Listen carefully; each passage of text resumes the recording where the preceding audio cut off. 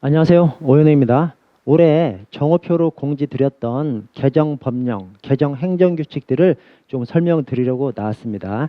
제가 올려놔드린 이 자료에서 빨간색 부분이 개정된 부분이에요. 빨간색 부분이 개정된 부분이기 때문에 제가 지금 해설 드리는 이 영상을 뭐 반드시 꼭 안 보셔도 돼요. 그냥 선택적으로 보시면 되는데, 다만 보려고 하신다면 칼라 출력해서 보시든지 아니면 컴퓨터에 화면으로 좀 띄워놓고 봐주십시오. 왜냐면 여기 빨간색 부분이 개정된 부분이기 때문에 개정된 부분을 인식하면서 좀 제 영상을 봐주시면 효과가 좀 더 있을 것 같습니다. 그럼 하나씩 설명을 드리도록 할게요. 자, 먼저 경찰청 직무대리 운영 규칙이 개정됐습니다. 자, 4조 경찰청 차장의 직무대리 규정이 신설됐어요. 신설된 것이, 자, 경찰청 차장에게 사고가 있을 때에는 끝에 직제에 규정된 순서에 따른 바로 아래 계급의 기획조정관, 경민사기획관, 국장 순으로 직무대리를 합니다. 그러니까 차장한테 사고가 생기면 1순위 직대자가 기획조정관이 되는 것이죠. 기획조정관, 경민사기획관, 그 다음에 나머지 국장 직제 순서대로. 그래서 기획조정관이 1순위 차장 직대자로 좀 명확하게 규정을 좀 했고요. 자, 아래 5조에서는 소속 기관장 등의 직무대리, 자, 차장을 두지 않은 시도경찰청장에게, 즉 차장이 있으면 차장이 시도청장 직대를 하는 것이고, 차장이 없으면, 자, 차장을 두지 않은 시도경찰청장에게 사고가 있을 때는 직제에 규정된 순서에 따른 부장 단장이, 그래서 여기에 개정되기 전에는 이제 부장만 들어가 있었거든요. 근데 단장까지 함께 넣었습니다. 이제 단장이 뭐 100일 경비, 그러니까 예컨대 이제 서울청은 차장이 있지만 예컨대 뭐 100일 경비단장, 뭐 김포공항 경찰, 뭐 인천국제공항 경찰단장, 뭐 기동단장, 이런 사람들이 이 단장들입니다. 그래서 직제에 규정된 순서에 따른 부장 단장이 직제 순서에 따라서 직제 먼저 규정된 순서에 따라서 시도경찰청장 직대를 하게 되어 있습니다. 자, 7조에 경찰서장의 직무 대리는 단서 조항이 새로 생겼어요. 이게 왜 그러면 경무관 서장 있는 곳, 경무관이 서장인 경찰서장, 이거 관련해서 단서 조항이 새로 들어왔습니다. 그래서 자, 경찰서장에게 사고가 있을 때는 바로 아래 계급의 과장이 직대를 하는데, 동일 계급의 과장이 여러 명 있는 경우에는 직제 시행규칙 규정된 순서에 따라서 자, 그런데 다만 경무관 경찰서장에게 사고가 있을 때에는 그 아래 치안정책 교육과정, 이 치안정책 교육과정이 우리가 흔히 총경 기본교육이라고 하는 것이 치안정책 기본과정이죠. 치안정책 교육과정. 그래서 치안정책 교육과정을 이수한 총경을 경무관 서장에 대해서는 치안정책 교육과정을 이수한 총경을 직대자로 지정할 수 있도록 함으로써 이 경무관 서장은 그 밑에 이제 그 해당 경찰서의 경정들이 아니라 해당 경찰서에 근무하지 않는다 하더라도 이 치안정책 교육과정을 이수한 총경을 직무대리자로 지정할 수 있도록 그렇게 규정했습니다. 자, 아래 경찰공무원법에서 결격사유에서 사유가 조금 더 들어왔어요. 자, 뭐냐면 원래 이 경찰공무원법상 경찰공무원 결격사유가 암기문구를 따면 피파, 복무, 자선회, 횡삼이 성폭 103이었거든요. 근데 성폭 103이 성통스 103으로 바뀌어버렸습니다. 뭐냐면, 자, 8호에서 자, 성폭력 범죄 100만 원 이상 벌금을 선고받으면 3년이 지나지 아니한 사람이 결격사유니까 3년 동안 결격사유에 묶이는 것이죠. 근데 그것을 성폭력 범죄만이 아니라 정보통신망법 위반, 스토킹 범죄까지, 스토킹철법 위반, 스토킹 범죄까지. 그래서 성통스 103으로 좀 확장시켜 놨습니다. 자, 그리고 이것을 아래 당연퇴직 규정에서도 좀 확장시켜 놨어요. 뭐냐면, 자, 당연퇴직은 결격 사유를 그대로 물고 들어갑니다. 그래서 당연퇴직 규정에 경찰 공무원이 8조 2항이 결격 사유예요. 그래서 8조 2항 결격 사유 각호 어느 하나에 해당하게 된 경우는 당연히 퇴직한다라고 해서 결격 사유를 그대로 물고 들어가요. 다만 추가로 이어지는 규정에서 두 가지는 결격 사유 두 가지는 당연퇴직 사유에서 좀 완화시켜 놨습니다. 그 두 가지가 파선이죠. 파선. 그래서 먼저 4호 파산 선고를 받은 사람으로서, 파산 선고를 받은 사람은 근무하다가 파산 선고를 받아버리면 무조건 당연퇴직 되는 것이 아니라 다시 회복될, 살아날 가능성이 없는 사람만. 그래서 그 밑에 면책 신청을 하지 아니하였거나 면책 불허가 결정 또는 면책 취소가 확정된 경우에만 당연 퇴직하는 것으로. 자, 그 다음에 선고유예. 그래서 자격정지 이상형의 선고유예는 무조건이 아니라 형법 129조부터 132조까지가 뇌물죄입니다. 뇌물죄. 그래서 뇌물죄, 성폭력범죄, 그 다음에 아청 성범죄, 그 다음에 직무 관련 횡령배임 이런 것들일 경우에만 자격정지 이상의 형의 선고유예가 근무 중에 발생하면 당연 퇴직이었는데, 여기 성폭력범죄에다가 추가로 들어간 것이 이 통스까지. 그래서 정보통신망법 위반, 스토킹처벌법 위반까지 이 자격정지 이상의 형의 선고유예를 받으면 당연 퇴직되도록 그렇게 추가시켜놨습니다. 정보통신망법 위반, 그 다음에 스토킹처벌법 위반까지 거기다 넣어놨습니다. 여러분 다음 페이지를 보시면 국가공무원법상 일반 공무원 이 결격 사유가 나옵니다. 이게 공제 문제집에는 안 나오는 사항이에요. 그러나 채용 시험에서는 굉장히 많이 나오는 사항이기 때문에 그래서 저 경찰 공무원 결격 사유하고 좀 비교를 해주십시오. 그런데 이게 뭐 토시 하나도 빼놓지 않고 다 숙지할 필요는 없고 개략적으로 비교할 줄 아시면 되거든요. 그래서 뭐냐면 자 여기 국가공무원법 결격 사유 자 1호에서 피성년 후견입니다. 뭐냐면 아까 경찰 공무원법 결격 사유는 피성년 후견인, 피한정 후견인까지 있죠. 자, 피성년 후견인은 아주 불편한 사람, 피한정 후견인은 조금 불편한 사람. 그래서 경찰 공무원은 이 체력 시험까지 보지 않습니까? 그래서 경찰 공무원은 장애인 특별 전형이 없어요. 일반 공무원은 장애인 특별 전형이 있지 않습니까? 그래서 피성년 후견인 좀 불편하신 분 피성년 후견인은 피성년 후견이 장애인이랑 똑같지는 않아. 그러나 비슷하게 연상하시라 그 말입니다. 그래서 피성년 후견인은 경찰 공무원 결격 사유지만 일반 공무원 국가공무법상 일반 공무원 결격 사유는 아니다라고 좀 알아두시고요. 그래서 피성년 후견인과 피한정 후견인이 경찰 공무원 결격 사유인데 그냥 국가공무원 일반 공무원 국가공무원은 피성년 후견인만 결격 사유고 피한정 후견인은 결격 사유가 아닙니다. 자, 그리고 3호, 4호, 5호를 보시면 아까 경찰 공무원의 결격 사유는 주로 자격정지 이상형을 가지고 따집니다. 그런데 일반 국가공무원은 금고 이상으로 따져요. 그래서 여기 금고 이상으로 따지기 때문에 3호, 4호, 5호가 다 금고 이상으로 따집니다. 그래서 3호, 4호, 5호가 각각 금실어, 금집이 금선입니다. 금실어, 금집이 금선. 금실어가 금실 5조. 그래서 3호가 금고 이상 실형 5년 동안, 그 다음에 4호가 금고 이상 집행유예 끝난 날로부터 2년 동안. 그래서 금실어, 금집이, 그 다음에 5호에 금고 이상 형의 선고유예, 그 기간, 선고유예 기간 중에 있는 자. 그래서 금실어, 금집이 금선이에요. 금실어, 금집이 금선.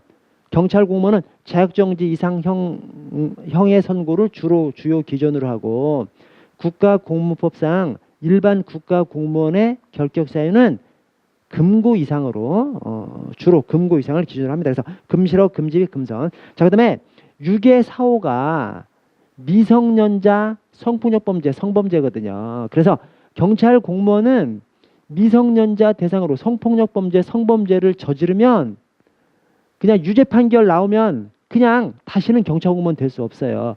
원래 국가 공무원도 그랬었어요. 근데 국가공무원법상 미성년자 성범죄에 대해서 무조건 다시는 국가 공무원 될 수 없도록 한 그 조항이, 이 조항이 헌법재판소로부터 헌법 불합치 결정을 받았어요. 그래서 이제 수정된 것이 20년 동안만 못하게, 20년 동안만 결격 사유가 하도록. 그래서 거기 보시면 자, 미성년자 성폭력범죄 끝에 이제 아청 성범죄, 그것은 맨 끝에 20년이 지나지 아니한 사람, 그러니까 20년 동안만 결격 사유가 되는 것이죠. 우리 경찰 공무원은 미성년자 성폭력범죄, 성범죄가 그냥 유죄 확정되면 무조건 그냥 평생 경찰 공무원 될 수 없습니다. 근데 일반 국가공무원은 국가공무원법상 국가공무원 결격 사유에서는 20년 동안만, 20년이 지나지 않은 사람 20년 동안만. 자, 그리고 7호, 8호에서 경찰 공무원은 파면 해임 처분을 받으면 이번 생에는 다시는 경찰 공무원 될 수 없어요. 근데 일반 국가공무원은 파면은 5년, 해임은 3년이 지나면 국가공무원 될 수 있습니다. 일반 국가공무원 될 수 있습니다. 그래서 경찰 공무원은 파면 해임 받으면 이번 생에는 그냥 경찰 공무원 될 수 없는 거예요. 근데 일반 공무원, 국가공무원은 파면은 5년, 해임은 3년이 지나면 될 수 있습니다. 그래서 파면은 5년 동안만, 해임은 3년 동안만 결격사유에 해당합니다. 자, 아래 경직법 5조 위험 발생의 방지 규정이 개정됐죠.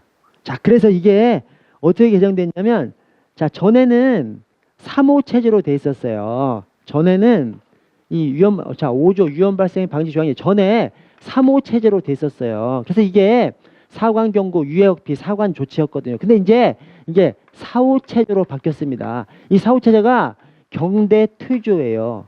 경대퇴조. 그래서 경고, 대피, 퇴거, 그다음에 조치 이렇게 돼 있습니다. 그래서 3호 체제를 4호 체제로 만들면서 더 엄밀하게 구분을 해놨어요. 그래서 1호, 4호는 사실 전에 1호, 3호랑 똑같아. 그러니까 2호를 2호하고 3호로 분류해 놓은 겁니다. 어떻게 분류해 놨냐면, 자, 전에는 그냥 현장에 있는 사람들한테 1호, 3호가 현장에 있는 사람들한테, 사람 관리자 관계인한테, 자, 2호가 사람 관리자 관계인한테, 자, 2호가 유해 입을 우려가 있는 매우 위험한 상황에서 유해 입을 우려가 있는 사람한테, 그래서 한마디로 피해자한테, 뭐냐면 가해자한테는 없어. 그래서 새로 1호, 2호, 3호, 4호로 만들면서 1호, 4호는 현장에 있는 사람 관리자 관계인한테, 그래서 현장에 있는 사람 관리자 관계인한테, 1호, 4호는 현장에 있는 누구한테나, 자, 2호는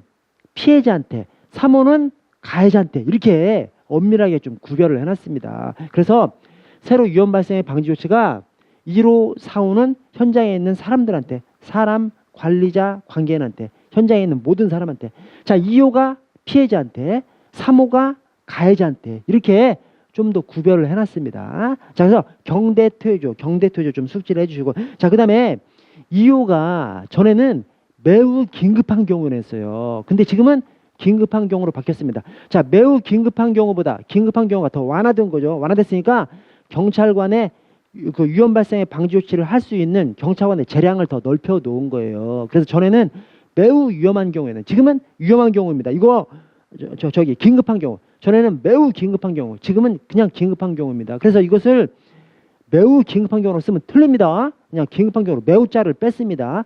경찰관한테 위험 발생 방지 조치를 취할 수 있는 그 재량을 더 넓혀 준 겁니다. 매우 긴급한 경우뿐만 아니라 그냥 긴급한 경우에 위험 발생 방지 조치를 할 수 있도록 그렇게 해놨습니다.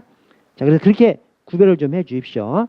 전에 3호 체제, 근데 지금은 4호 체제. 그래서 경대, 퇴조, 경고, 대피, 퇴거, 조치. 그리고 2호가 매우 긴급한 경우가 아니라 그냥 긴급한 경우다. 그렇게 숙지를 좀 해 주십시오. 자, 경기법 시행령. 자, 손실보상하고 그다음에 검거보상 이 두 가지를 좀 보겠습니다. 자, 먼저 이제 손실보상. 자, 손실보상 심의위원회가 어디에 설치되어 있죠? 이게 검거보상금 심사위원회하고 다른 것이, 손실보상 심의위원회는 경찰청, 해양경찰청, 시도경찰청, 지방해양경찰청까지 설치가 되어 있죠. 경찰서급에는 손실보상 심의위원회가 설치되어 있지 않습니다. 그런데 검거보상금은 경찰서 단위까지 설치가 돼 있죠. 왜 그래? 손실보상은 굉장히 큰 금액도 있을 수가 있어요. 그래서 경찰서 단위에서 막 중구난방으로 그렇게 하면 안 되기 때문에 시도청 이상에만 손실보상 심의위원회를 둡니다. 자, 그런데 손실보상을 신청하는 것은 어느 기관에 신청할 수 있을까요? 그냥 경찰관서에 신청할 수 있어요. 그래서 보시면 10조 손실보상의 지급 절차 및 방법. 자, 셋째 줄에, 자, 다음 각호 어느 안에 해당하는 자에게 손실보상 청구서를 제출해야 합니다. 자, 어디다 제출하냐면, 자, 1호에 경찰청장, 해양경찰청장, 자, 2호에 발생지에 관할하는 시도경찰청장, 지방해양경찰청, 시도경찰청, 지방해양경찰청 또는 경찰관서의장. 그래서 손실보상을 신청하는 것, 청구하는 것은 손실보상 심의위원회가 설치되어 있는 기관장한테만 신청할 수 있는 것이 아니라 그냥 경찰관서장 어딘가도 할 수 있어요.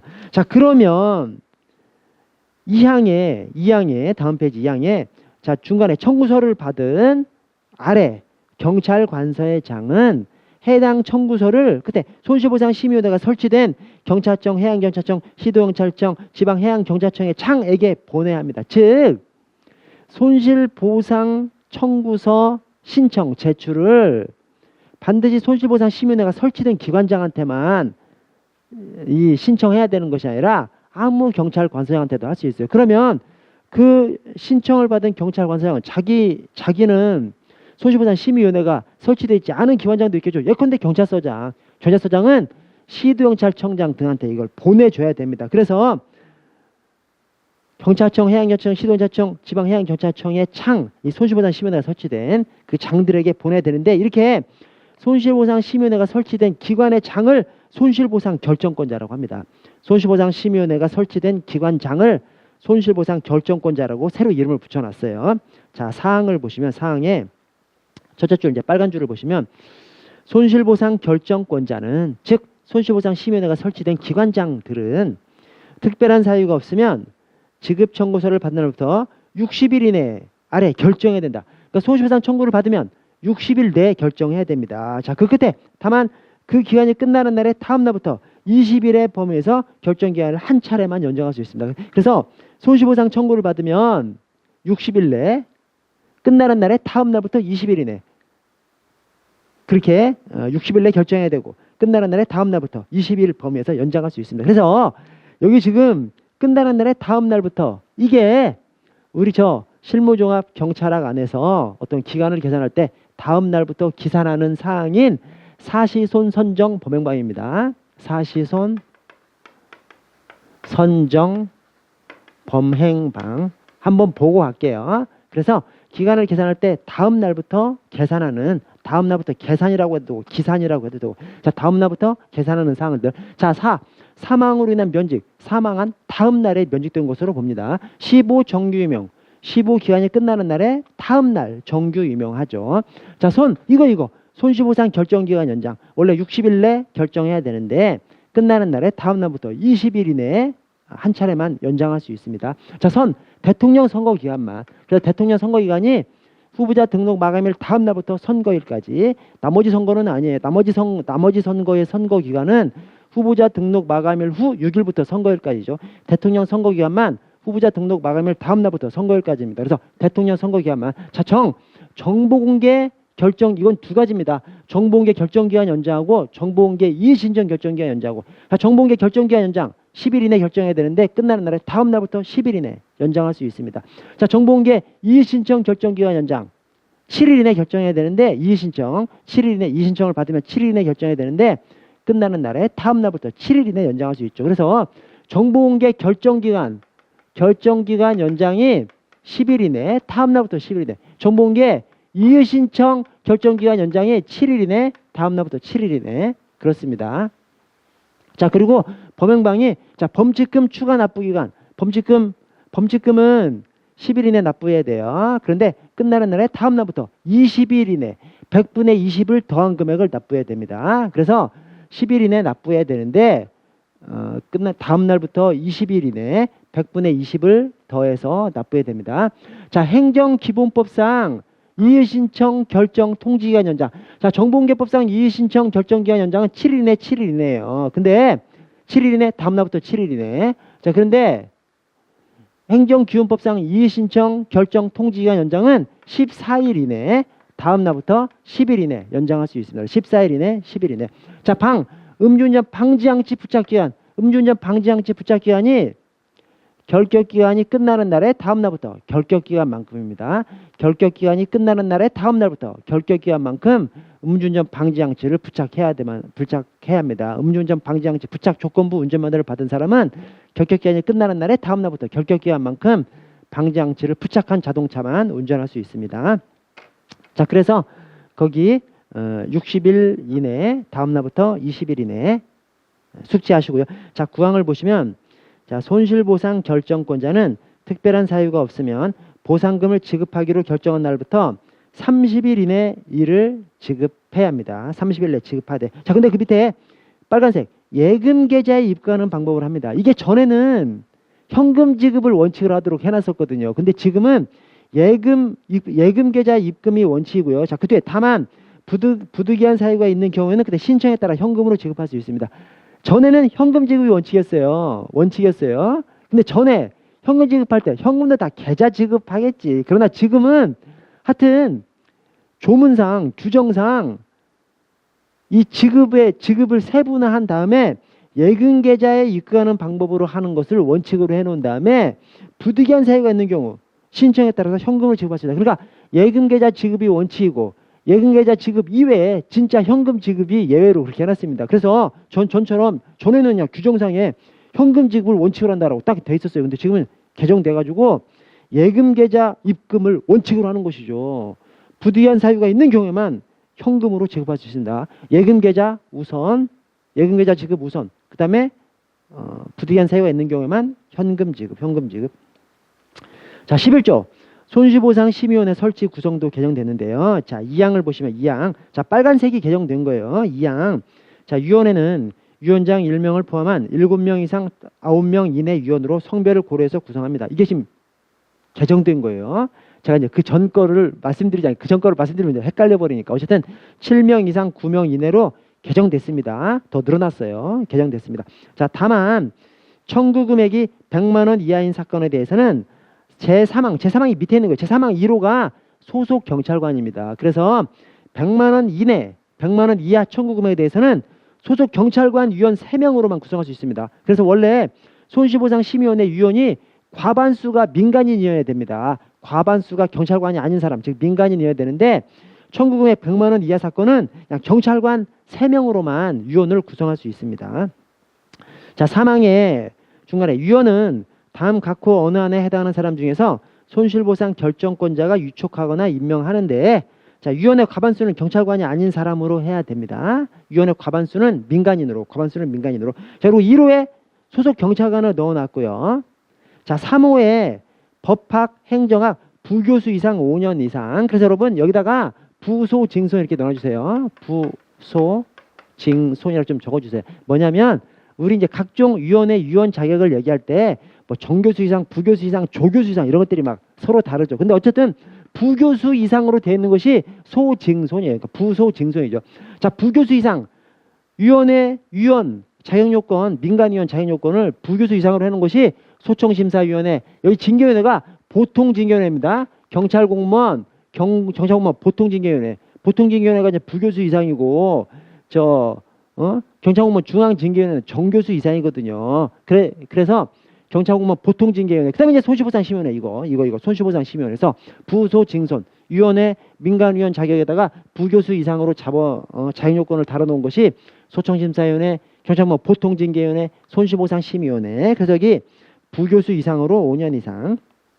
자, 12조 볼게요. 12조. 자, 보상위원장.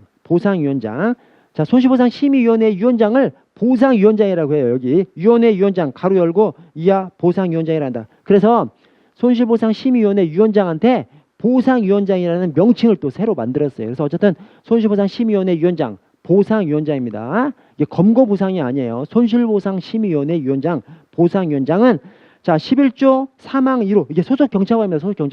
소속 경찰관 중에서 11조 3항 1호가 소속 경찰관. 자, 소속 경찰관 위원 중에서 손실보상 결정권자가 지명한 사람이 됩니다. 그래서 여러분 전에는 손실보상심의위원회 위원장이 전에는 호선이었어요. 호선. 위원들끼리 서로 그냥 정하는 거. 자, 그런데 위원장 호선하는 상황에서 손실보상심의위원회는 이제 빠졌습니다. 왜? 손실보상심의위원회 위원장, 보상위원장은 손실보상 결정권자가 즉 기관장이 손실보상 결정권자, 기관장이 경찰관 위원 중에서 지명합니다. 그래서 자, 위원장이 이제 전에처럼 호선이 아니고 그래서 전에 호손 중국인추라고 해서 위원장 호선하는 상을 손실보상 심의위원회부터 호손 중국인추로 했었는데 그래서 이제 바꾼 것이 호선 중국인추죠. 그래서 위원장 호선하는 상황에 이제 손실보상 심의위원회는 빠지고 전에다 호손이라고 해서 손실보상 심의위원회도 계산했었는데 이제 손실보상 심의위원회는 손실보상 결정권자가 지명하니까 위원장 호선하는 상황이 아니죠. 그래서 나머지 중국인 추만 위원장 호선하는 상황입니다. 그래서 언론중재위원회, 국가경찰위원회, 경찰 인권위원회, 그 다음에 시도자경위 위원 추천위원회 이런 것들만 위원장 호선하는 그런 사항입니다. 그래서 이 손심원의 심의위원회 위원장 호선하는 사항이 이제 더 이상 아닙니다. 아닙니다. 자, 아래 자, 검거 보상을 볼게요. 자, 범인 검거 등 공로자 보상에 관한 규정. 이것이 이제 개정됐는데 자, 4조 보상금 심사위원회 구성 등 자, 보상금 심사위원회의 위원장은 제3조 1항에 따른 주무부서의 장이 됩니다. 제3조로 가면 이제 경찰서에서는 수사과장 교통과장입니다. 수사과장 교통과장. 그래서 일반 수사사건은 수사과장, 교통범죄는 교통과장. 자, 근데 이게 지금 여기 훈령 범인 검거 등 공로자 보상에 관한 규정에서는 보상금 심사위원회 위원장을 주무부서의 장이 되도록 그냥 확실하게 찍었어요. 근데 이게 경직법 시행령에서는 과장급 이상 중에서 청장 등이 임명합니다. 과장급 이상 중에서 청장 등이 임명해. 그래서 경직법 시행령에서는 이 보상금 심사위원회 위원장 과장급 이상 중에서 청장 등이 임명합니다. 그런데 여기 훈령으로 가면 딱 찍어서 주무부서장. 여기서 주무부서장은 수사과장, 교통과장입니다. 그래서 경직법 시행령에서는 자, 경직법 시행령에서는 과장급 이상 중에서 청장 등, 여기서는 청장 등은 경찰청장, 시도의사청장, 경찰서장을 다 말합니다. 경찰청 등이 임명합니다. 그런데 여기 훈령에서는 그냥 주무부서장이 됩니다. 여기서 주무부서장은 수사과장, 교통과장을 말합니다. 자, 그래서 구별하셔야 됩니다. 경직법 시행령에서는 과장급 이상 중에서 청장 등이 임명하고 경찰청 훈령, 이 범인 검거 등 공로자 보상 중에서는 주무부서장이 위원장이 되고요. 그래서 그 두 가지 서로 다른 조항이 함께 공존하고 있다는 거 알고 계셔야 되고요. 자, 5항에 경찰관서장이 위원을 임명할 때에는 저 중간에 처리 부서 경찰 공무원을 1명 이상 포함해야 되고, 자, 그 뒤가 이제 새로 생긴 조항인데 경찰관서장은 주무부서장에게 위원의 임명을 유임할 수 있도록 해놨습니다. 그래서 수사과장, 교통과장이 위원을 임명할 수 있도록 해놨습니다. 왜? 보상금 심사위원회는 경찰관으로만 구성하기 때문에, 보상금 심사위원회는 경찰관으로만 구성하기 때문에 어쨌든 주무부서장한테 위원회 임명을 유임할 수 있습니다. 자, 그러면서 이제 6조에서 이 보상금 지급 기준이 바뀌었죠. 전에는 이제 작았었어요. 전에 30만 원, 50만 원, 100만 원이었는데 지금 이제 100만 원 이하, 300만 원 이하, 500만 원 이하로 바뀌었습니다. 그리고 그 기준이 오빵빵입니다. 오빵빵. 자, 오빵빵이 뭐냐면 장기 5년 미만, 오, 장기 10년 미만, 빵. 그다음에 장기 10년 이상. 그래서 장기 5년 미만, 장기 10년 미만, 장기 10년 이상. 그러니까 오빵빵이죠. 오빵빵. 오빵빵. 그래서 오빵빵에 대해서 각각 100만 원 이하, 300만 원 이하, 500만 원 이하로 늘어났습니다. 보상금 지급 기준이 굉장히 확대됐다라고 생각해 주시고, 자, 구조를 보시면 보상금 이중 지급의 제한. 자, 첫째 줄에 지급이 이루어진 이후에는 동일한 사건에 대해서 보상금을 지급할 수 없어요. 한번 보상금을 지급하면 그걸로 끝이죠. 추가로 지급할 수 없게끔 됐습니다. 이게 이제 전에도 이렇게 돼 있었어요. 근데 다만 예외 조항이 이번에 새로 생겼어요. 그래서 예외 조항이 뭐냐면, 자, 다만 끝에 현저한 공로가 있다고 인정되는 경우에는 특별검거 보상금을 제외하고, 이게 중요합니다. 특별검거 보상금은 다시 줄 수 없는 거예요. 자, 특별검거 보상금을 제외하고 끝에 보상금 지급 기준에서 추가 지급할 수 있습니다. 그래서 특별검거 보상금은 뭐냐면 워낙에 막 사회적 이슈가 된 사건에 대해서는 보상금 지급 기준을 초과해서 지급할 수 있는 것이 특별검거 보상금이거든요. 근데 그 특별검거 보상금은 보상금 지급 기준을 추가해서 주는 거기 때문에 여기서 빠집니다. 왜냐면 이게 맨 끝에 보상금 지급 기준에서 추가 지급할 수 있어요. 보상금 지급 기준에서 추가 지급할 수 있다는 것이 어쨌든 이 기준 안에서만, 그러니까 100만 원 이하, 300만 원 이하, 500만 원 이하. 자, 500만 원 이하 사건에 대해서 처음 보상금 지급하면서 200만 원밖에 안 줬어. 그러면 나머지 300만 원 범위 내에서 추가 지급할 수 있다는 거예요. 그래서 특별검거 보상금은 이미 기준을 초과해서 지급한 거기 때문에 이것은 이 추가 지급에서 제외됩니다. 그래서 특별검거 보상금을 제외하고 끝에 보상금 지급 기준에서 추가 지급할 수 있습니다. 그래서 이 추가 지급할 수 있다는 규정이 예외로 새로 들어왔고요. 다음 페이지 가서, 자, 정부 조직법이 개정되면서 이 기획재정부가 기획예산처하고 재정경제부로 쪼개졌습니다. 자, 그 쪼개지는 것이 근데 이 기획재정부가 기획예산처하고 재정경제부로 쪼개지는 것은 26년, 그러니까 내년 1월 2일에 시행돼요. 자, 그리고 여가부 장관이 성평등가족부 장관으로 명칭 변경된 것도 특허청, 그렇죠? 방첩기관, 외사파트에서 방첩기관의 하나인 특허청이 지식재산처로 명칭 변경된 거. 이 두 가지는 성평등가족부 장관, 지식재산처 이것은 이미 시행 중입니다. 이미 10월 1일부터 이 개정되면서부터 이미 시행 중입니다.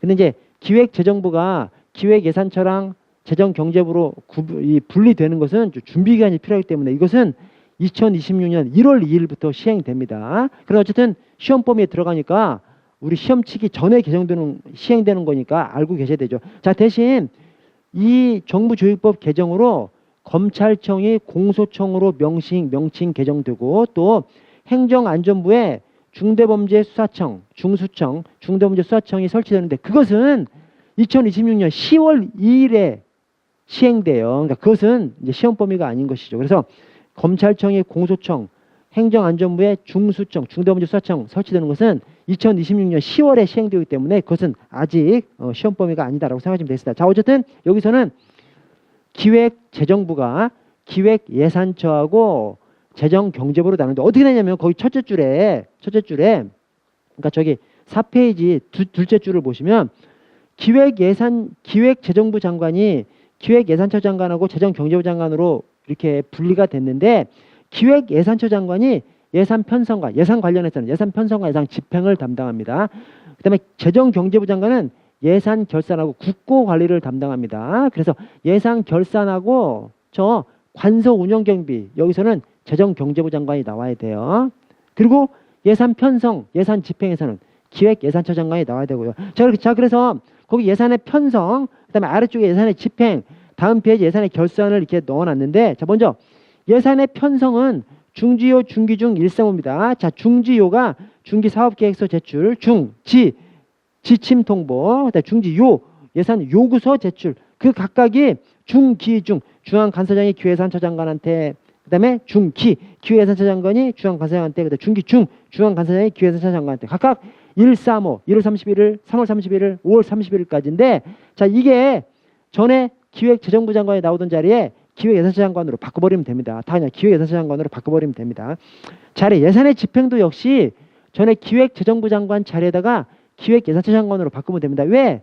예산 관련해서 예산의 편성과 집행은 기획예산처 장관, 예산의 결산과 국고 관리는 재정경제부 장관. 그래서 여기 예산의 집행에서는 기획재정부 장관을 기획예산처 장관으로 바꾸면 됩니다. 바꾸면 되는데 다만 43조의 2항에 43조 제2항 기획예산처 장관은 각 중앙관서장에게 예산을 배정한 때는 전에는 여기에 감사원한테만 통지하면 됐어요. 감사원한테 통지해야 된다 했어요. 즉 예산을 배정하고 나면 감사원한테 통지함으로써 감사원에서 감시를 시작하는 거죠. 서치를 시작하는 겁니다. 예산이 배정되면. 자, 근데 이제는 예산 관련해서 기획예산처 장관만 있는 것이 아니라 재정경제부 장관도 있기 때문에 재정경제부 장관도 직접적으로 관련되기 때문에 감사원뿐만 아니라 재정경제부 장관한테도 통지하도록 해놨습니다. 그래서 예산 관련 기관이기 때문에 그래서 기획예산처 장관은 중앙관서장한테 예산을 배정하면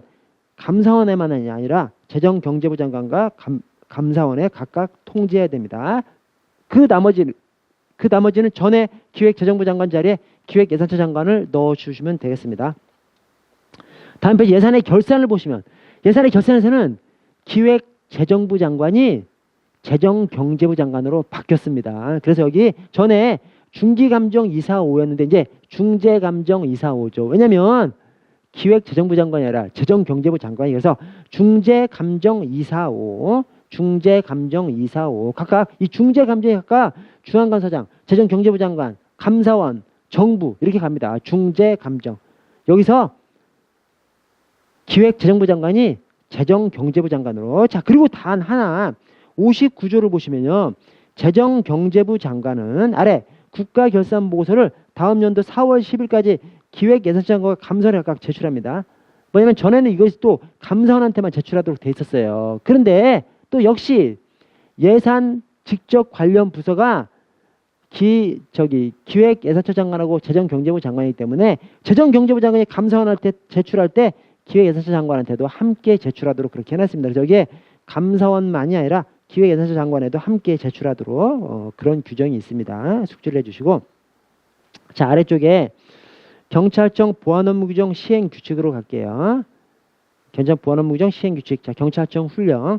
자, 11조에 2급, 3급 비밀 취급 인가권자. 자, 우리 경찰 안에 1급 비밀 취급 인가권자가 있어요? 없습니다. 왜냐면 보안업무 규정, 대통령령인 보안업무 규정에서 장관급만 1급 비밀 취급 인가권을 가지게끔 만들어 놨어요. 그래서 우리 경찰청장은 차관급이기 때문에 검찰총장은 1급 비취 인가권자인데 경찰청장은 2, 3급 비취 인가권자예요. 말도 안 되는 지금 현실입니다. 어쨌든 장관급을 1급 비취 인가권자로 만들어 놨기 때문에 우리 경찰 안에는 1급 비취 인가권자는 없습니다. 그래서 우리 경찰에서는 경찰청장이나 시도경찰청장이나 경찰서장이나 다 2급 및 3급 비취 인가권자예요. 왜 그러냐면, 자, 11조를 보시면, 자, 경찰청장은 보안업무 규정에서 이미 보안업무 규정에서 2급 및 3급 비취 인가권자로 경찰청장을 규정을 해놓고, 그 다음에 여기 훈령에서 1항에 경찰청장은 2급 및 3급 비밀 취급 인가권을 다음 각호 경찰기관장에게 위임한다. 그리고서 그 위임의 대상이 부속기관장, 6호의 시도경찰청장, 7호의 경찰서장, 8호의 직할대장까지. 그래서 이 직할대장은 뭐 기동단장, 뭐 백일 경비단장, 뭐 김포공항 경찰대장, 인천공항 경찰단장 이런 것들이 다 이 직할대장입니다. 자, 어쨌든 경찰서장까지 다 경찰청장이 위임합니다. 자, 전에는 경찰청장이 시도경찰청장한테 위임하면 시도경찰청장이 경찰서장 등한테 위임하도록 해놨었어요. 근데 이제 하나로 그냥 묶었습니다. 그냥 경찰청장이 시도경찰청장, 경찰서장한테 다 위임하도록. 그리고 위임한답니다. 위임하니까 반드시 위임하는 거죠. 위임할 수 있다가 아니라 위임한다. 강요적이기 때문에 반드시 위임합니다. 그래서 지금 경찰청장이건 시도경찰청장이건 경찰서장이건 전부 다 2급 및 3급 비취 인가권자입니다. 그리고 나서 2항의 중간에 인가권을 위임받은 경찰기관장은 아래 위임받은 인가권을 다시 위임할 수는 없습니다. 딱 거기까지입니다. 그래서 경찰서장 직할대장까지, 경찰서장 직할대장까지 2급, 3급 비취 인가권자입니다.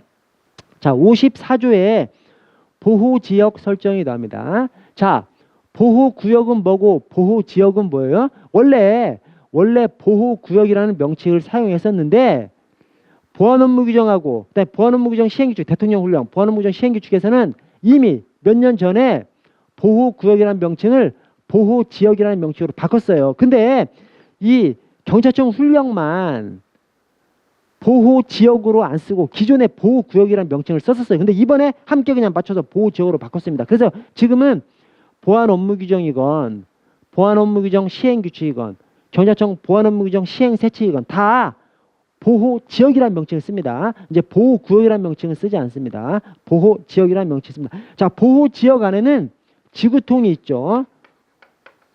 보호지역 안에 지구통이 있습니다. 이게 뭐냐면 제한지역, 제한구역, 그 다음에 통제구역 이렇게 있습니다. 자, 보호지역 안에 지구통, 제한지역, 제한구역, 통제구역이 있습니다. 그래서 지구통이 있죠. 자, 이게 각각 감, 안, 금이죠. 뭐냐면 인가받지 않은 사람 감시가 필요한, 인가받지 않은 사람 안내가 필요한, 인가받지 않은 사람 출입이 금지되는 구역. 그래서 감시, 안내, 금지 이렇게 돼 있죠. 그래서 보호지역이 지구통 3개인데 각각의 내용이 감, 안, 금입니다. 자, 이것을 우리 경찰이랑 비교해 보면 우리 경찰서 전역이 제한지역이에요. 그 다음에 우리 경찰에서 특별히 중요한 지역이 제한구역입니다. 그래서 경비과라든가 경비과 정보과 이런 게 이제 제한구역입니다. 우리 경찰에서 가장 중요한 게 상황실 같은 데가 통제구역입니다. 그래서 제한지역에서 통제구역으로 갈수록 이제 더 중요한 지역이죠. 지구통 순서대로 이제 중요한 구역입니다. 자, 그런데 이번에 이 제한구역하고 통제구역 세부적인 내용을 좀 바꿔서 세부적인 예시사항을. 자, 근데 전에는 이게 자, 제한구역하고 통제구역을 구별해야 되는데 전에 통제구역이 암기상무 조탄비였어요. 근데 하나가 더 늘어났어. 하나가 더 늘어난 거지. 이제 사실은 두 개가 늘어났는데 저 끝에 맨 끝에 사건 기록관 사건 기록 보관실은 그냥 기자로 해서 암기상무 조탄비 암기기기 기가 정보보안 기록실만 있었는데 사건 기록관 사건 기록 보관실도 다 기자로. 자 근데 아예 통합 증거물 보관실이 또 추가로 들어왔습니다. 그래서 통합 증거물 보관실 그래서 암기상무 증조탄비. 그래서 암기상무 증조탄비 이 글자가 들어가 있는 것은 다 통제구역이다 이렇게 생각하시면 되겠습니다. 그래서 암기상무 증조탄비 그리고 암기상무 증조탄비에서 기자는 중간에 있어야 이 통제구역이에요. 자 제한구역의 전자교환기의 기는 좀 무의미하잖아. 기계란 말이지. 그래서 이렇게 무의미한 것은 그냥 암기상무 증조탄비에 들어가는 것이 아니고 통제구역의 나의 정보보안 기록실, 그 다음에 자의 사건 기록관, 기록보관실 이런 것들이 이 중간에 기자가 들어가 있어야 그것이 통제구역입니다. 통제구역. 그래서 암기상무 증조탄비 글자가 들어가 있으면 통제구역이다. 그 나머지는 중요한 건 제한구역. 그 다음에 더 아무것도 아닌 것들은 그냥 제한지역 그렇습니다. 자 경찰 인권보호 규칙을 볼게요. 경찰 인권보호 규칙에서 10조 위원장의 직무 등에서 자 2항에서 이 위원장이 어떤 문제가 있을 때 일시적으로 직대하는 거. 이 일시적으로 직대하는 것이 보궐 후속 위원장을 말하는 것이 아닙니다. 그냥 일시적으로 직무 대리하는 거예요. 자 그것이 전에는 먼저 위촉된 사람이었어요. 먼저 위촉된 위원이었는데 이제 위원장이 미리 지명한 위원의 순서대로 직무를 대행하도록 좀 바꿔놨습니다. 그래서 자, 이 항을 다시 한번 보시면 위원장이 일시적 사유로 직무를 수행할 수 없을 경우는 그러니까 임시 직대자가 위원장이 미리 지명한 위원의 순서대로 그 직무를 대행합니다. 자, 이 사람이 위원장한테 사고가 났을 때 후임 위원장이 아니에요. 그냥 임시로 직대하는 사람입니다. 임시로 직대하는 사람. 이 사람이 뭘 해야 되냐면 자, 일시적인 사유로 직무를 수행 없을 때는 그러니까 위원장이 일시적인 사유로 직무를 수행할 수 없을 때는 임시 직대를 하고 만약에 위원장이 장기적인 사고가 생겨 자 사망에 위원장이 직무를 계속해서 수행할 수 없는 사유가 발생하거나 직무를 수행할 수 없다는 의사표시를 한 경우에는 이항의 대행자 즉 임시 대행자가 그때 30일 이내 위원장을 선출해야 됩니다. 그래서 이 임시 직대자가 위원장이 일시 문제가 있을 때 이때 직무를 대리하고 위원장한테 장기적인 사고가 발생했어. 그러면 후임 보궐위원장을 선출할 때 이 임시 직대자가 주도해서 후임 위원장을 선출하도록 그렇게 해놓은 것입니다. 자, 맨 아래 경비업법 개정이 돼서 이 경비지도사나 일반 경비원 결격 사유에 파산 선고를 받고 복권되지 아니한 자를 삭제했습니다. 그래서 파산 선고를 받은 사람이 뭐죠? 돈이 없어서 남의 보증 잘못 서줘서 뭐 빚 못 갚아서 파산된 사람.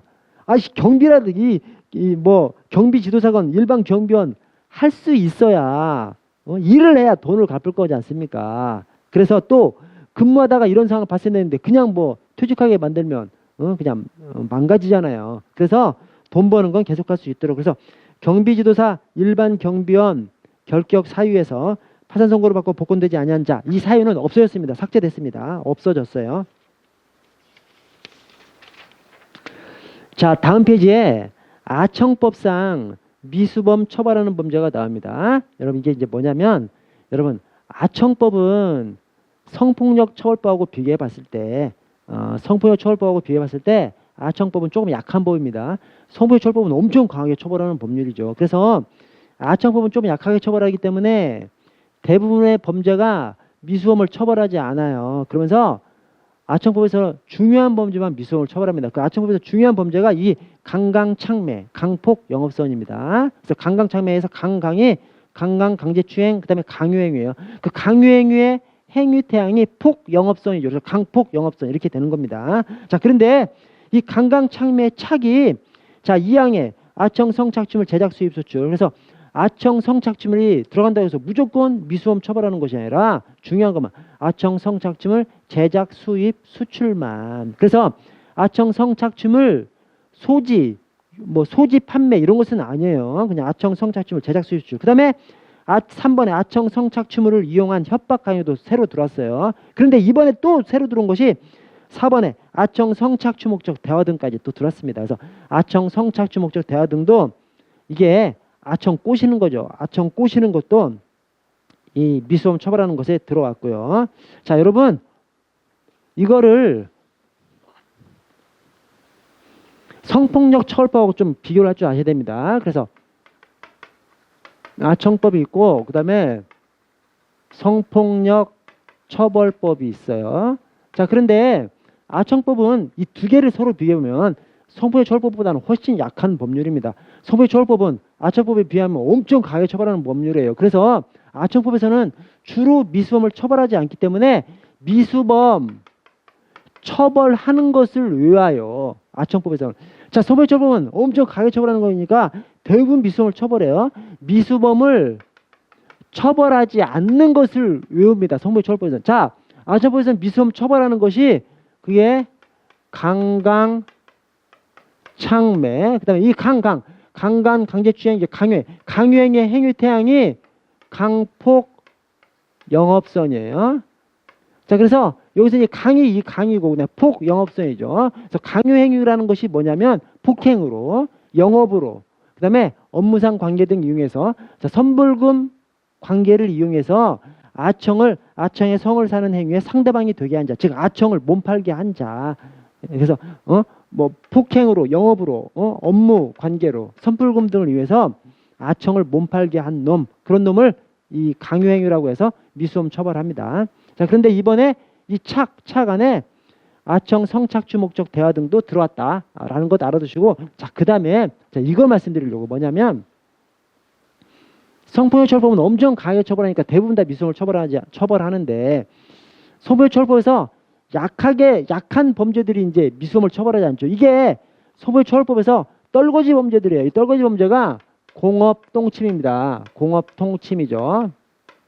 이게 어떻게 되면 이 공중 밀집 장소 추행, 그다음에 업무상 유력 추행, 자, 통신 매체 이용 음란, 통매음, 통신 매체 이용 음란, 침, 성적 목적 다중 이용 장소 침입 행위, 성적 목적 다중 이용 장소 침입 행위. 이게 미수범 처벌하지 않습니다. 이게 성폭력 처벌에서는 떨거지 범죄죠. 자, 그런데 여러분 성폭력 처벌에서 이게 떨거지 범죄이기 때문에 자, 먼저 미수범 처벌하지 않습니다. 이거 여기 먼저 나왔던 거죠. 자, 그런데 올해 9월부터 저 아청법상 수사특례 있지 않습니까? 아청법상 수사특례, 함정수사특례, 신분 비공개 수사, 신분 위장 수사, 이 아청법상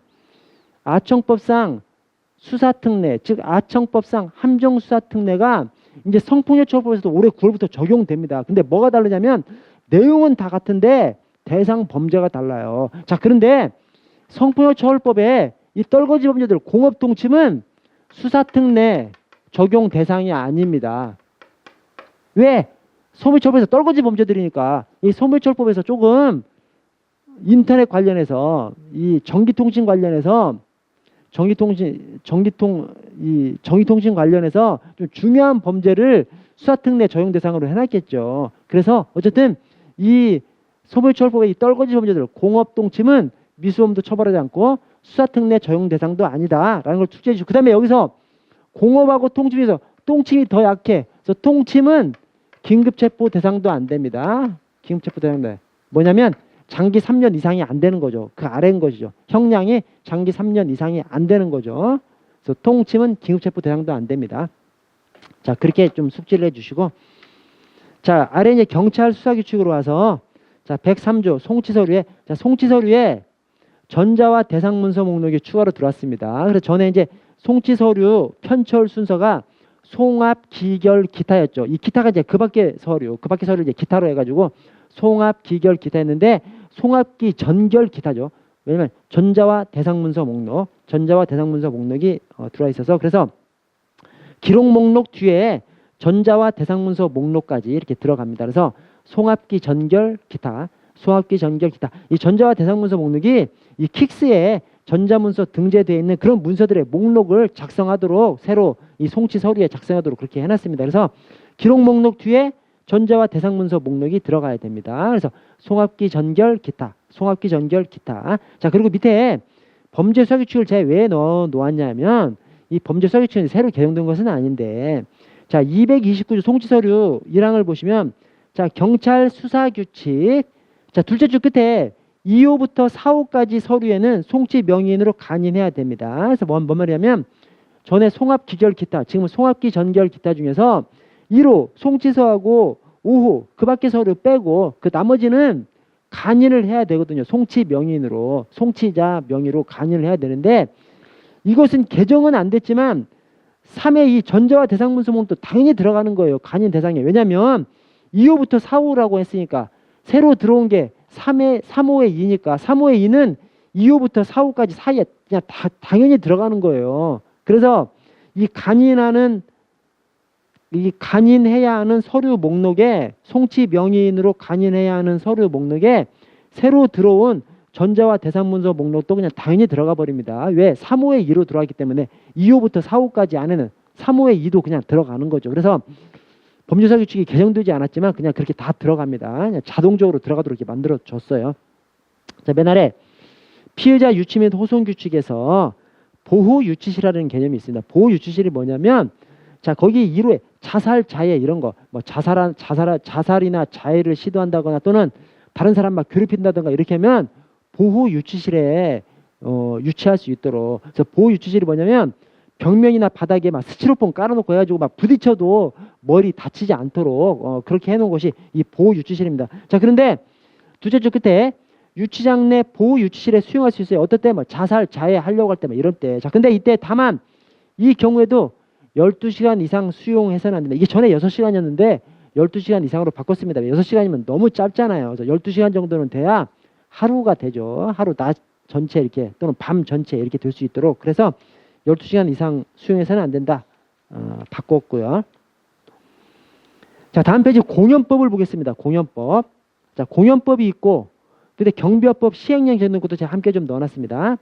자, 공연법 개정된 걸 보시면 11조 재예방조치로서, 자, 공연장 운영자는 아래 재해 대처 계획을 수립해서 매년 그때 시군 구청장한테 신고해야 합니다. 이 신고받은 사람들은 재해 대처 계획을 끝에 관할 소방서장과 관할 경찰서장에게 통보해야 합니다. 자, 전에는 이게 관할 소방서장한테만 신고하도록 돼 있었어요. 통보하도록 돼 있었습니다. 근데 지금은 관할 소방서장과 더불어서 관할 경찰서장한테도 통보하도록 해놨습니다. 자, 왜 그러냐면 이게 전에는 공연법이나 공연법 시행령에 경찰이란 단어가 아예 없었어요. 근데 지금은 이제 들어왔습니다. 왜 그러냐면 여러분, 재난 관련해서 우리 경찰이 긴급 구조기관인가요? 아니죠. 자, 긴급 구조기관은 소방하고 해경만 긴급 구조기관입니다. 경찰은 긴급 구조기관이 아니에요. 자, 경찰은 뭐냐면 경찰은 긴급 구조 지원기관이죠. 긴급구조 지원기관 안에 경찰도 포함되어 있습니다. 자, 그런데 전에는 이거 관련 이게 다 이제 긴급구조 지원 이게 다 재난 관련된 거예요. 근데 전에는 이게 재난관리 주관기관, 전에는 재난관리 주관기관에 경찰이 안 들어가 있었어요. 근데 이태원 사건이 있은 다음에 최근에 개정된 것이 경찰이 재난관리 주관기관에 하나로 들어갔습니다. 재난관리 주관기관이 뭐냐면 모든 재난이 아니라 재난을 종류별로 나눠가지고 종류별로 재난관리 주관기관을 이렇게 지정해 놨거든요. 근데 그 중에 경찰이 들어가 있습니다. 그래서 제가 한번 읽어볼게요. 자, 사회재난 중에서 도로, 광장, 공원의 다중운집 인파사고로 인한 대규모 피해, 이 재난관리 주관기관이 행정안전부하고 경찰청이 여기에 들어가 있어요. 그래서 사회재난 중에서 도로, 광장, 공원. 아니, 대한민국에 도로, 광장, 공원이 아닌 데가 어디 있어. 다 도로, 광장, 공원에 다 들어가죠. 그래서 도로, 광장, 공원에 다중운집 인파사고로 인한 대규모 피해, 이 재난관리 주관기관이 경찰도 이제 들어갔습니다. 경찰도. 그러면서 재난 관련된 이런 각종 규정에 경찰도 추가로 이렇게 포함된 것입니다. 그래서 이 공연법상 재해예방조치에서 시군구청장이 공연장 운영자로부터 받은 재대처 계획을 통보해야 되는 이 통보 대상에 관할 소방서장만이 아니라 관할 경찰서장도 이게 들어갔고요. 자, 그보다 조금 더 먼저 계는 것이 경비화법 시행령에서 자, 30조 경비가 필요한 시설 등에 대한 경비 요청. 여기에 전에는 시도경찰청장만 주체였는데 지금 경찰서장까지 들어갔습니다. 그래서 시도경찰청장 또는 경찰서장은 그 아래 주최자나 관리자에게 행사장 등의 경비원을 배치하도록 요청할 수 있습니다. 그래서 행사 운영자에게 이 경비원 배치 요청을 할 수 있는 그 주체가 시도경찰청장 또는 경찰서장. 그리고 2항에 시도경찰청장 또는 경찰서장은 아래 경비원을 배치할 수 없다고 판단되는 경우에는, 그러니까 운영자가 야 니네 경비원 배치할 수 없을 때는 하루 전까지, 1일 전까지 함께 좀 통지해줘, 이 말입니다. 그래서 경비원을 배치할 수 없다고 판단되는 경우에는 그때 1일 전까지 그 사실을 통지해 줄 것을 함께 요청할 수 있습니다. 그래서 이 1일 전까지도 전에하고 이제 바뀐 조문이에요. 자, 아래에 경찰 재난관리 규칙을 보겠습니다. 이 경찰 재난관리 규칙, 그냥 싸그리 고쳐졌어요. 싸그리 개정된 겁니다. 싸그리 개정된 사항이, 자, 먼저 여러분 5조는 11조랑 비교하셔야 됩니다. 5조는 11조랑. 그래서 어떻게 하시냐면, 자, 보십시오. 여기 제5조가 있고 제11조가 있지 않습니까? 자, 5조가 재난상황실이에요.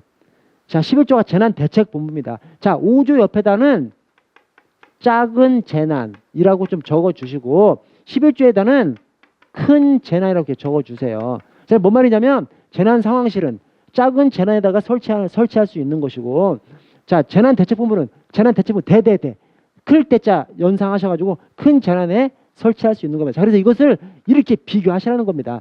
5조하고 11조를 5조는 작은 재난, 11조는 큰 재난 이렇게 써놓고 재난상황실과 재난대책본부를 비교해 주세요. 자, 그래서 5조부터 한번 보시면, 자, 경찰청 재난상황실에 설치. 자, 경비국장은 그때 범죄예방 대응국장에게 112 치안종합상황실에 재난상황실을 설치 운영할 것을 요청할 수 있습니다. 이 경우 범죄예방 대응국장은 특별한 사유가 없으면 그 요청에 따라야 됩니다. 자, 그래서 재난상황실은 작은 재난에 경비국장이 나서서 설치할 수 있는 것이, 근데 경비국장이 나서서 직접 설치하는 것이 아니라 112 치안종합상황실은 112 치안종합상황실을 관할하는 것이 범죄예방 대응국장이니까, 그래서 어쨌든 경비국장이 나서서 112 치안종합상황실에 설치할 수 있는 것이 저 작은 재난입니다. 저기 재난상황실입니다. 그래서 재난상황실은 작은 재난에 경비국장이 나서서, 자, 11조로 가보시면 재난대책본부는 큰 재난에서, 자, 경찰청장은 중간에 피해 정도가 매우 큰 재난 또는 아래 광범위한 영향이 있는 재난,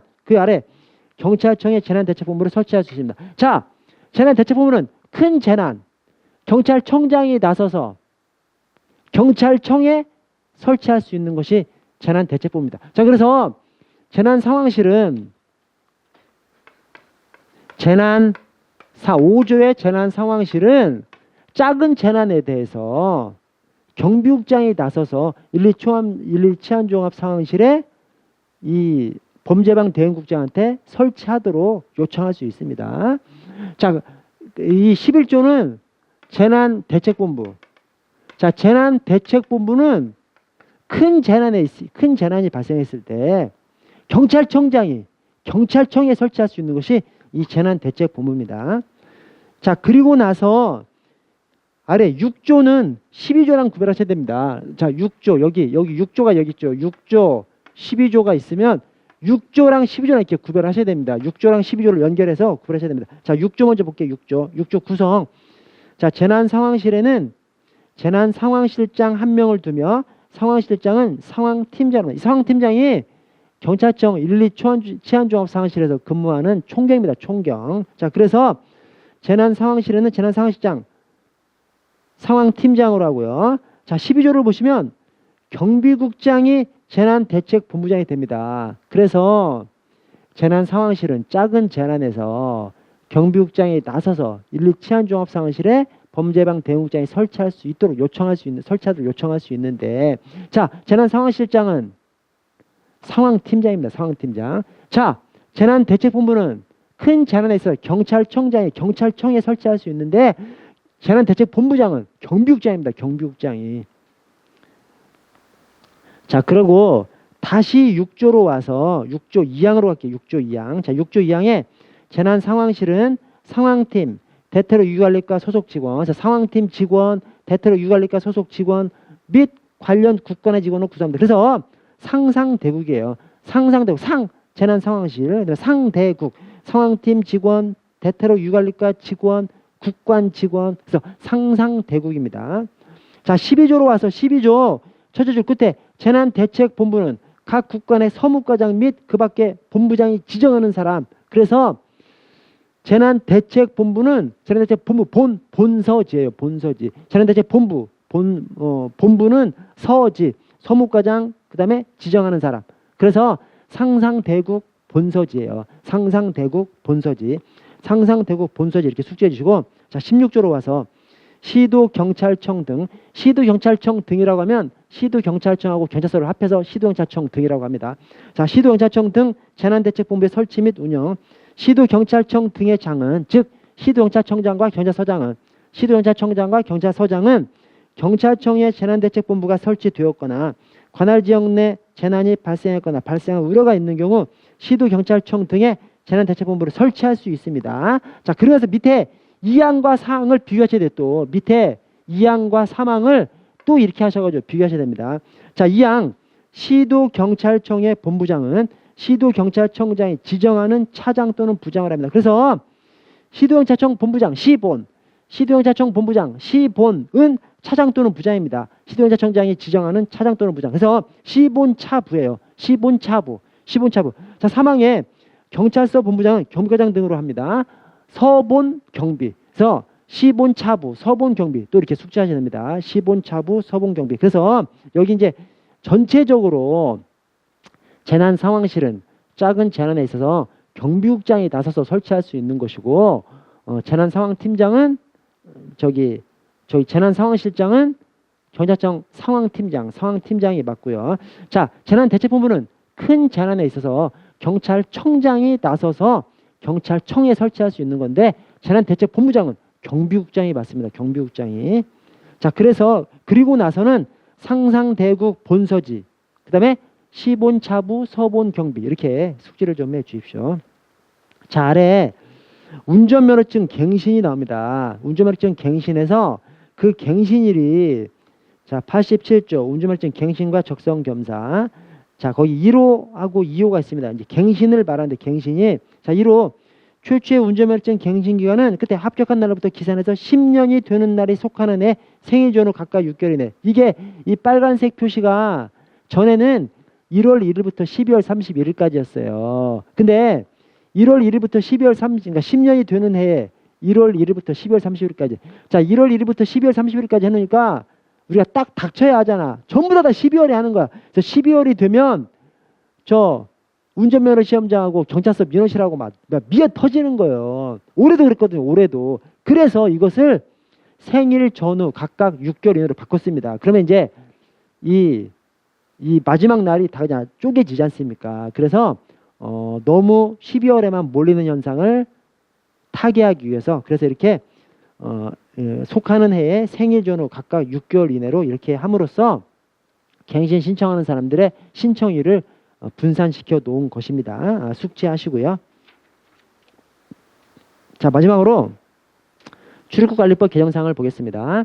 자, 출입국관리법에서 외국인이 어떤 나쁜 사유가 있으면 뭘 위반했거나 그러면 또는 뭐 불법 출입국했거나 뭐 그러면 외국인을 강제로 추방하죠. 자, 외국인을 강제로 추방하는 것을 강제 퇴거라고 하는데, 그 강제 퇴거를 할 때 외국인을 보호하는 제도가 있습니다. 근데 보호가 말이 보호지 사실은 이제 강제 구속이죠. 강제 구속인데 보호라는 명칭을 씁니다. 그런데 이 보호가 두 가지가 있어요. 이제 하나는 강제 퇴거 명령 받기 전에 심사를 위한 보호가 있고, 그게 이제 52조입니다. 자, 강제 퇴거 명령을 받았어. 심사를 거쳐서 강제 퇴거 명령을 받았어. 강제 퇴거 명령 받은 사람이 실제로 강제 퇴거될 때까지 또 보호를 해야 되죠. 그냥 놔주면 도망가 버리니까. 그래서 강제 퇴거 명령을 받은 사람의 보호가 있습니다. 자, 먼저 강제 퇴거 명령을 받기 전에 심사를 위한 보호가 있고, 52조 강제 퇴거 명령을 받은 사람의 보호가 이 63조입니다. 자, 52조는 개정되지 않았어요. 63조만 개정되는데, 자, 52조부터 보시면, 자, 52조 이제 심사를 위한 보호죠. 심사를 위한 보호. 첫 줄 끝에 강제 투고 대상자 여부를 심사 결정하기 위한 보호기한은 10일 이내로 하고요. 끝에 지방출입국 외국인간서장의 허가를 받아서 10일을 초과하지 않는 범위에서 한 차례 연장할 수 있습니다. 그래서 강제 투고 명령을 아직 받지 않은 심사를 위한 보호는 10일 이내, 10일 이내, 꼭 영장처럼, 기간도 꼭 영장처럼 10일 이내, 10일 이내 이렇게 좀 해놨습니다. 자, 그런데 63조, 강제 투고 명령을 받았어. 그때는 실제로 강제 투고시켜 또 보호할 수 있겠죠. 자, 그 보호가 전에는 3개월 이내, 3개월 단위로 한없이 연장할 수 있습니다. 법무장관 승인을 받아서. 근데 바뀌었습니다, 이제. 자, 기본 보호 기간이 2개월 이내. 추가로 연장할 수 있는 것이 3개월 이내인데 총 보호 기간이 9개월을 넘지 않도록. 그래서 이렇게 바뀌었어요. 239320입니다. 239320. 239320. 자, 239320이에요. 뭐냐면 전에 이게 3개월 이내, 기본 2개월 이내 보호할 수 있고요.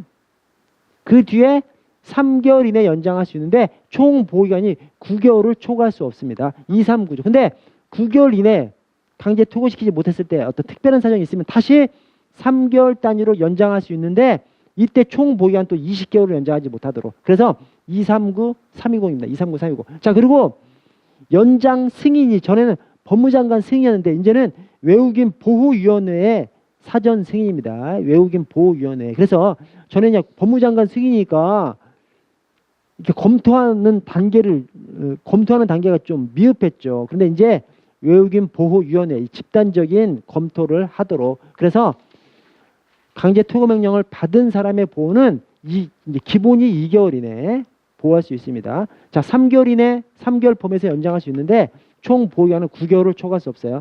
자, 9개월이 지나서도 강제 투고를 시키지 못한 사람 중에서 일정한 특별한 사유가 있는 경우에는 다시 3개월 이내 연장할 수 있어요. 이때 총 보호기간은 20개월을 초과할 수 없습니다. 3개월 해가지고 여기까지 다 합한 총 보호기간이 20개월을 초과할 수 있습니다. 그래서 239320이죠. 239320. 네, 여러분, 이것으로 이 정오표로 공지드린 개정 법령, 개정 행정규칙 사항들 해설을 좀 마치고요. 여러분 이제 진짜 시험이 얼마 남지 않았습니다. 그러나 모든 시험은 마지막 기간에 당락을 결정합니다. 그래서 여러분 지금부터 마지막 시험일까지 최선을 다하시기 바라겠습니다. 여러분들이 최선을 다한다는 것은 지금부터 잘하는 것이 최선을 다하는 것입니다.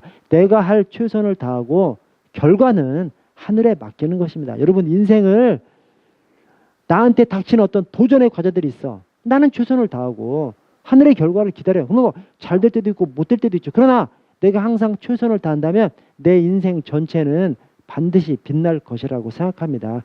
여러분 하여튼 정말 고생 많으시고요.